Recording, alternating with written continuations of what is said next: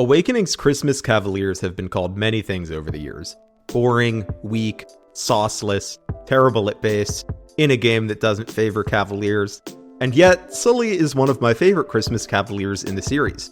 Part of this is due to her design and character. I think she's funny, and she was actually the character I S-supported in my first Awakening playthrough. But I also think she's a little better than people think. I mean, in my own community polls, she ranked the same as Stall, and I kinda think she mogs him. So let's talk about why and look at Sully's viability both as a support unit in the early game and as a carry. To start with, let's look at some properties of Sully. She's one of our earliest recruits, missing just one chapter before she joins the army, and her bases are alright.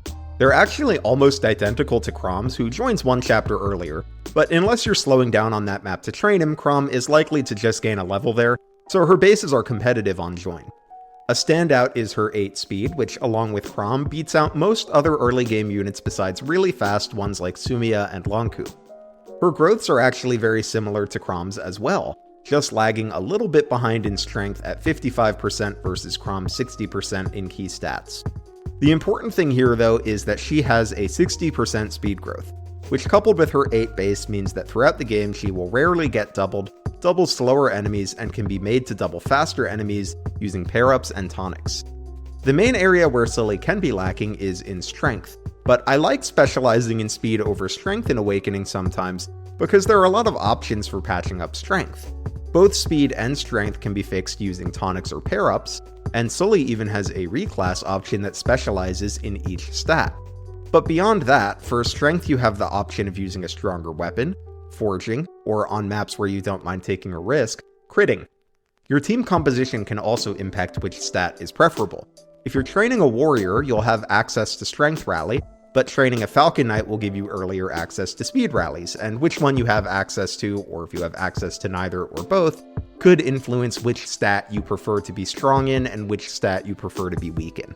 Despite Sully and Crom's similarities, I do slightly prefer Crom overall because of his force deployment slot, rapier access, and dual strike plus skill, but Crom's a pretty good unit. In the community polls I've been running, he ranked among the best, so comparing a little unfavorably to him isn't the end of the world.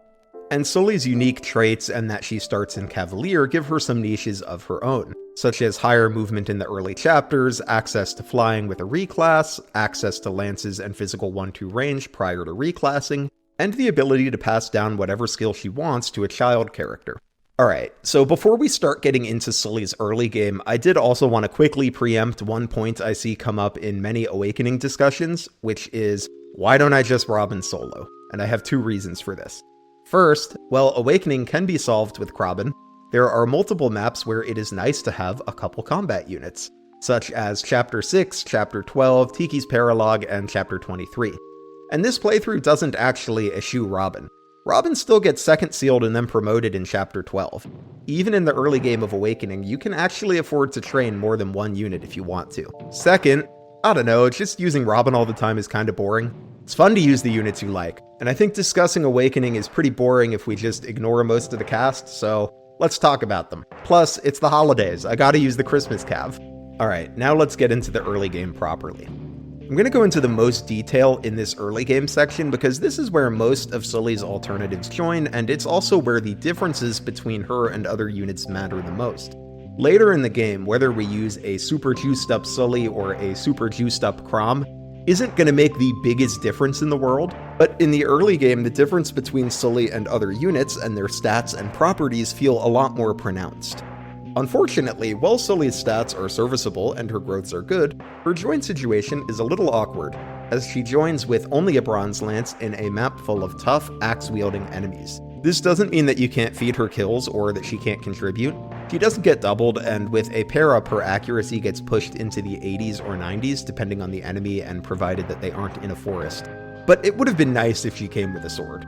Without slowing down, her main contributions in this map are going to be picking up kills that Fred leaves for her or Robin to take, and tag teaming the archer with Virion and Robin. Slowing down even just by a turn or so opens the door for her to pick up as many as 3 to 5 kills though. A funny thing about this map is that how many kills you can feed other units while having Fred lead the charge depends on if he leveled strength and how many times he procs a dual strike. A strong Fred can 2-round the mercenaries with a bronze sword, while a weaker Fred leaves them with a sliver of health to be killed by someone else. Similarly, Dual Strikes gives him just that extra bit of damage he needs to 1-round the barbarians, so if you really want to maximize the kills to feed to other units, you can always unequip Fred's pair-up, and then he won't accidentally kill those barbarians. Though I don't do that here, I just let him dual strike the ones he's going to dual strike and feed whatever's left to Sully or Robin. Chapter 2 is a tough one for every early game unit that isn't Fred, but it's also the first time Sully's move really comes in handy, as the start of this map involves ferrying a lot of units around, either into safety or into spaces where they are exposed to just one enemy that's going to attack them on enemy phase. And this is also where we get our second Christmas cav, Stall. And this is a good time to talk about why I like Sully so much more. Sully could potentially gain a level on the previous map, but let's just look at their bases. It looks like a pretty normal Christmas Cavalier situation. Stall is the stronger cav, boasting a 1-point lead in strength and defense, and Sully is the speedier cav, with a 2-point lead in speed. Here's the thing though, that 2-point speed lead is huge. Starting at 6 speed, Stall is doubled and 1-rounded by almost every enemy on the map, sparing the 4 10-speed barbarians. Meanwhile, Sully is doubled only by the map's 4 mercenaries and the boss. So Sully actually feels bulkier than Stall until speed pair-ups become readily available, which they are not this early in the game. We have Robin, who you probably want participating in combat, and Crom, who Fred is likely to have dibs on. Plus, even when you do have speed pair-ups available, Sully can often use them to start doubling enemies, while Stall needs to use them to not get doubled. So it takes a little bit before Stall actually starts feeling like the stronger, bulkier paladin, and this is provided that Sully didn't gain a level in Chapter 1. If she did, she has a decent chance of having either the same strength or defense as him when he joins, and it's even possible that she could match both or even have a 3rd point of speed on him. This makes it easier for Sully to be fed kills and quicker for her to start doubling enemies and making strong contributions of her own, rather than just picking up kills and self-improving. Chapter 3 is a good one for Sully, and she has contributions here both in fast-paced clears and really benefits from slower-paced ones. At a fast pace, you need a mobile unit to help Fred kill the enemy with the door key, and then maneuver that door key to the door without slowing Fred down. As a cav, Sully can do this regardless of how the enemy formation works out at the end of turn 1, though she does only get to pick up a couple kills on this map as a result. At a slower pace, this is actually a great map to get Sully some levels. The enemies bearing down on you aren't as intense as the last chapter after turn 1, so it's easy to set up a few kills for any training project, including Sully. This is also the map I would recommend training other projects on if you're using them. Vake, Stall, Muriel, Crom, and Robin can all get a jump start on their training arc here, and they can be set up for success on future maps if you spend some extra turns here. Chapter 4 is a map where Sully's contributions actually matter, although most training projects could do these contributions. It has a barbarian on the right or left that you can isolate and have Sully fight on her own while Fred does the heavy lifting. I usually allow myself to use the first 270 renown points of rewards, since that's how many you get for completing one playthrough, and this is where I like to use the glass sword from the renown rewards. It helps Sully kill the barbarian in 2 rounds and allows her to finish off the mage on the following turn without taking a counterattack. And then she's in position to sneak in and grab one more kill at the end of the map, possibly the boss kill if you set up well for her. At this point, Sully has gone from a replacement level unit to one that is actually contributing. She can take a hit and deal meaningful damage back, though she may suffer a bit from weenie arm syndrome, which can call for a forge. Forges are nice on her once she starts doubling, as she gets to apply the might of the weapon twice instead of just once, and that's awesome. So she can often at this point kill enemies with a small amount of help or with a staffer, albeit slowly. Sometimes it takes her a couple turns to kill an enemy. She's not suitable for juggernauting yet, but she will help you clear out parts of maps where Fred can't be, which is necessary because all of the early maps are route maps.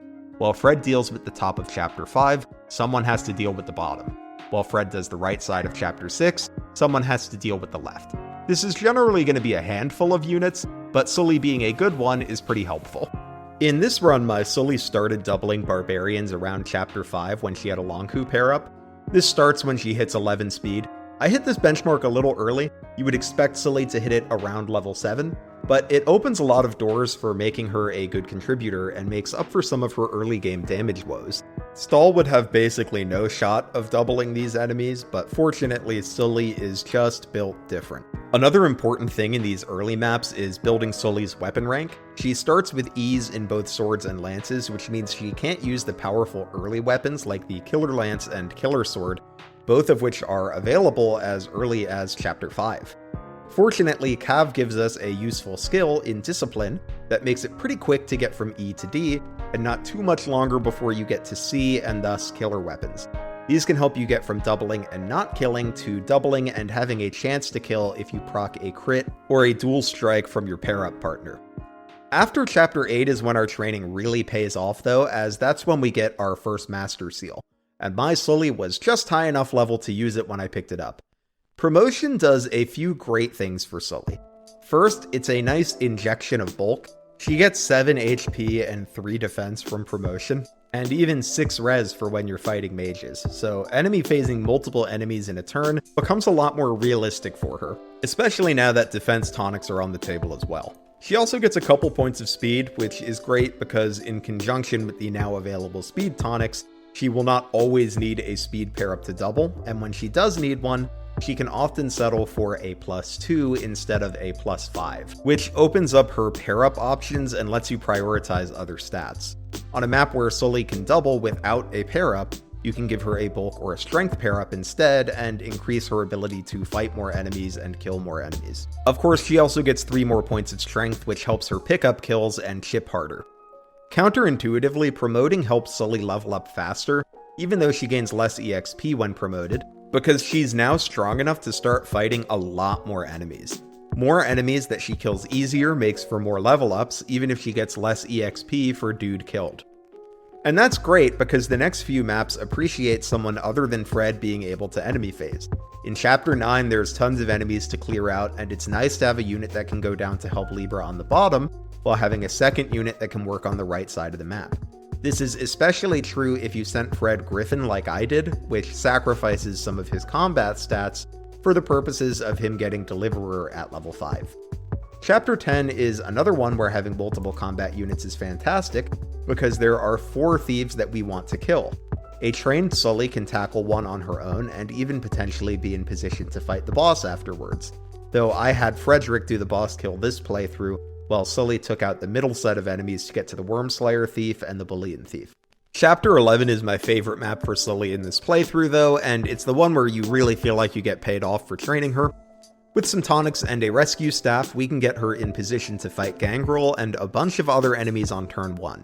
And with her high res from Paladin plus a ward staff, she has good odds to survive and kill them all, plus Gangrel on the following turn. Sadly, killing Gangrel this early does prevent reinforcements from spawning, including the Speed Wings reinforcement on turn 4, so if you were planning to stick around for that, maybe don't use this strategy.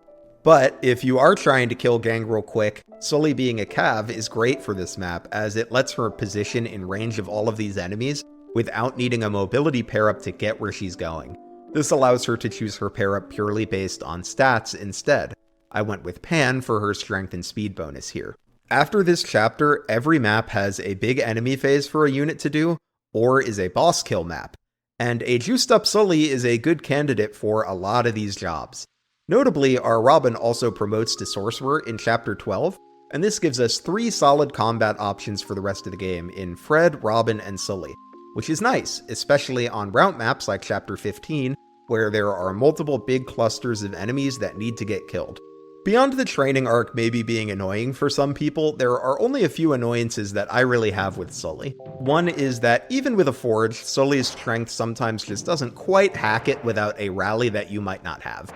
Meaning that she'll need to get a crit or a dual strike, but this isn't that unlikely if you use a killer weapon, especially since many boss kill maps can be handled in a single turn, so you can afford to take attacks that aren't 100% reliable, or if you're playing at a slower pace, you can afford to take an extra turn to make the boss kill reliable. Additionally, her lack of flying if you keep her in Paladin is slightly annoying for a couple boss kills, Yenfei in the volcano being the big one. A flyer has an easier time maneuvering to get to that boss. And we can pair Sully into a flyer, but this limits her pair-up options more than if she were a flyer and could just take whatever pair-up partner she wanted. However, while flying is good on that map, being on a horse is good on other maps where bows and wind magic are super prevalent. Being grounded makes her enemy phasing more flexible on those maps because she doesn't have to avoid the archers and wind mages. Lastly, the lack of axes in Paladin is unfortunate. Armor Slayers exist, but you don't get an early one. The first one that comes is in Chapter 11, and only if you don't do a quick gangrel kill like I did in this playthrough. So being on swords and lances stops Sully from having effective damage against the bosses in chapters like 9, 14, and 16. Plus, being able to choose axe or lance for big enemy phases would be pretty great for Sully's reliability. She would love the extra hit and avoid chance that she could get from optimizing her weapon triangle usage, and the extra damage from axes having good might would be helpful, especially in the early game. Sully can get axe access by swapping over to Wyvern, but she either has to delay promotion or wait until promoted level 10 to do so. Now that we've seen the gist of how Sully can perform, let's talk about those reclass options. Sully starts in Cavalier and can reclass into Myrmidon or Wyvern. Wyvern is probably the more interesting of the two, as it gives her flying and provides a strength boost for a unit that can suffer from some strength issues. I think this is a good potential class option for Sully, but it makes it harder for her to do big enemy phases on maps with flyer effective weaponry, which is actually a lot of them in Awakening. Take that enemy phase on the Gangrel map. That turn is a lot tougher for her if she faces effective damage from the Arcwind Tome and has lower resistance. Plus, having to second seal her early pushes her big promoted power spike back further, which I don't like for her. Wyvern Lord and Griffin are potential options for her to slide into once she hits 10 in Paladin. I think Wyvern Lord could be a solid choice, especially if you're using her more as a secondary combat unit that can afford to be a little more choosy with how she positions, versus your primary combat unit that wants to fight as many enemies as possible every turn. Class does give alright skills though. Quick Burn gets memed on sometimes, but if you're playing fast, 10 to 15 hit and avoid for the whole map is pretty good. And for slower play, it's still nice for getting maps under control on the first handful of turns. And then Swordbreaker may not be the most exciting breaker skill, but it's still good, and it makes Sully more reliable against dodgy sword dudes, even when she's at weapon triangle disadvantage. Griffin, on the other hand, I just don't really like for Sully. The main thing going for Griffin is its skill Deliverer, which gives an extra 2 move while paired up, and 2 move is awesome, but not necessarily a skill I'm looking for on my main combat unit. I sometimes get it on Fred in runs where I'm planning to make him a secondary or tertiary combat unit, but giving an early unit a bunch of early EXP and then an early second seal or master seal feels like a bummer if I'm going to put them into a class where their combat doesn't get to shine as much because of the lower strength and bulk bases. I prefer leaving Deliverer to other units versus putting Sully into it if I'm trying to train her as a carry. Sully's other base class option is Myrmidon. Myrmidon makes Sully's strengths and weaknesses more extreme. Her good speed becomes even better, and her strength struggles a bit more. And the sword lock is unfortunate if you want Sully to be a combat carry, but the class does give you Vantage, which is a fun skill to play around with and can be part of some silly builds for child units. The promotions for Myrmidon are pretty interesting though. Swordmaster generally goes overlooked because of the whole sword lock thing, and while I'm not going to tell you that Swordmaster is secretly overpowered or anything, I do think it at least enables some fun things you can do with Sully if you're looking for something a little different. Astra is a straightforward proc skill from Swordmaster that adds more damage. Unfortunately, its proc rate is half skill, which is a bummer, but the exciting piece here is Swordfare, which we get at Swordmaster 15. This gives Sully +5 power when using a sword. If you wanted to make Sully a really good boss killer, one option that's probably more realistic in slower playthroughs would be to second seal her into Myrm, eventually pick up Swordfare from Swordmaster, and then reclass back to Paladin. The extra damage from Swordfare will help her kill some bosses outright, and for ones that she can't, she will usually only need one of either a crit, dual strike, or Astra proc to get the job done, and the odds will usually be pretty good for her to get one of those things. This isn't necessarily the class I would recommend for Sully, but it is a fun build you can do. And during her time in Swordmaster, she can also provide a pretty massive speed pair-up, which is situationally useful. The other class that promotes from Myrmidon is Assassin, and this one's kind of a funny class. It gets bows, which aren't the most exciting to me in Lunatic by the time Sully gets into the class, but I do find uses for them. In Lunatic Plus, I think they're a bit more of a boon since they can help you get around Pavis Plus enemies. The skills here aren't super exciting. Lethality kills enemies in a single blow, but the proc rate is just 1/4 of your skill. And if we're really training Sully, she probably kills most enemies you have her fight without Silencer. Assassin also gives the Pass skill, which allows Sully to walk through enemies, and that's situationally useful, but fairly niche. Still, she can totally do respectable combat in this class, and the outfit's pretty cool. So it is on the table, especially in any context where you appreciate the bows more, such as Lunatic Plus. Lastly, I should talk about her base class and its promotions. Cavalier has fine class bases and provides a good pair-up bonus, giving a little bit of strength, speed, and defense, but not a ton of any. I mentioned its first skill, Discipline, earlier, and it's a good one. Gives her more weapon experience and helps her get out of E and D rank hell quickly and onto more exciting weapons. The other skill from Cavalier, Outdoor Fighter, is also a good one, as most of Awakening takes place outdoors, so getting plus 10 hit and avoid for most of the game is pretty helpful. As you get later in the game, if you've reclassed a bunch and you fill out all of Sully's skill slots, this is one you're going to want to take off and replace with something else anytime you know you're going to be indoors. It should also be noted that Cavalier is a high move class. This is specifically useful in some of the maps I mentioned earlier, like Chapter 4 and 9, but it also just makes Sully more flexible. She's more able to choose spaces where she can fight just the right amount of enemies, because she has more spaces to choose from than units with lower move. Cavalier promotes into either Great Knight or Paladin. Great Knight offers some nice combat stats with good strength and physical bulk and has 2 skills to offer. Luna is a skill percent proc that deals damage to enemies as if their defense was halved, and that sounds good, but Awakening has this funny quirk where a lot of enemies don't have a lot of defense and instead their bulk comes from having a lot of HP. So sometimes Luna will proc and you'll deal 3 to 6 extra damage. Still, 3 to 6 extra damage is 3 to 6 extra damage, and I'm never going to turn that down. And there are some bulkier enemies, bosses especially, where Luna can provide some nice bonus damage. The other skill from Great Knight is Dual Guard Plus, which increases dual guard chance by 10%. That's pretty good, especially for units that are fighting a ton of enemies per turn. The only really icky thing about this class is we actually lose a point of speed by promoting into it. And Sully is fast, but she's not so fast that she can afford to be giving away speed. To double the faster bosses and enemies, she sometimes still needs a speed pair-up, so it's pretty sad to give up a point of speed when you go Great Knight. And that brings us to the class I like the most for Sully, which is Paladin. Paladin provides more speed for Sully, which ensures she keeps doubling and gives her a shot at doubling faster enemies and bosses, and it gives us 1 more point of move, which gives her more flexibility to get where she needs to go. Paladin also has a couple good skills for her. The first, Defender, gives Sully +1 to all stats while paired up. Not the flashiest skill, but it's a useful one.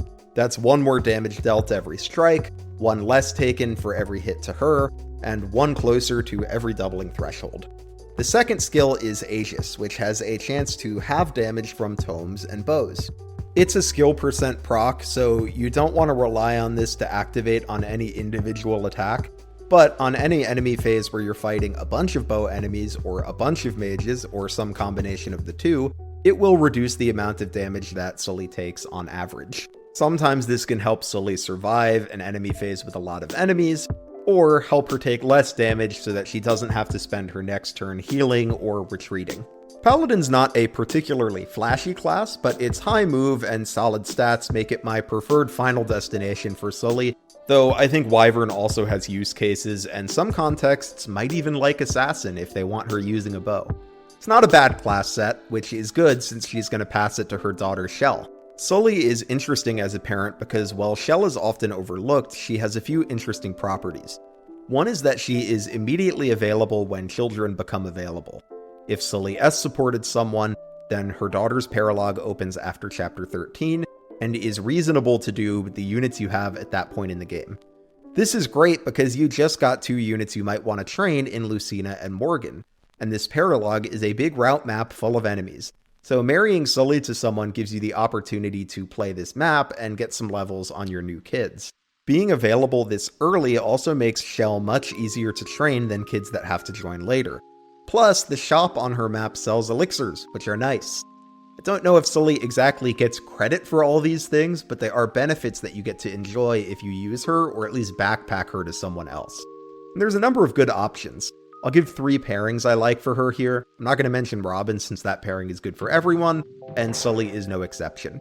One good option for Sully is Chrom.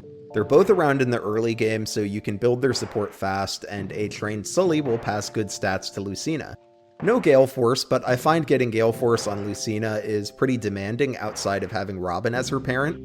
Sully will instead give you a strong physical Lucina and can pass down a useful skill like Defender that will give her a nice boost early on. A fun thing with Chrom and Sully is that Chrom auto-marries whoever he has the highest support with at the end of Chapter 11. So if you want a super juiced up Lucina, you can get a quick C support between Chrom and Sully and then train them separately so that neither one is stuck with Backpack EXP and instead gets to pick up kills for the entire early game. This gives you a Lucina with pretty solid bases when Chrom auto-marries at the time skip.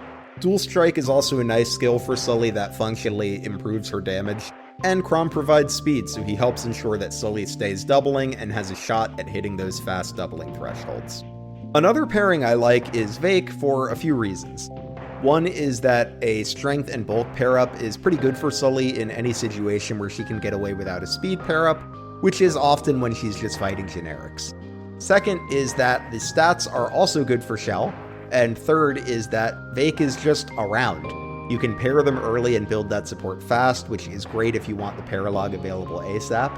If you want to be silly, you can also delay getting Kjelle until you have time to grind Vake up to Wrath and then pass her Vantage Wrath, which is also pretty funny. And the last pairing I want to talk about here is Gregor. Gregor comes a little later, so if you want to make sure you get the S support before Chapter 14, you might want to save a paralog or two until after Gregor joins, but he gives Sully a good pair-up bonus and passes a great class in Hero to Kjelle, and with just a little bit of training he can provide a great skill in Soul, given an instant promotion and just 5 levels.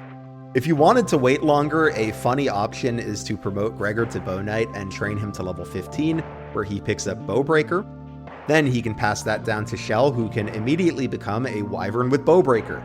This also makes Kjelle's join chapter very amusing, as the archers meant to kill her will mostly just miss until you get up there to whack them.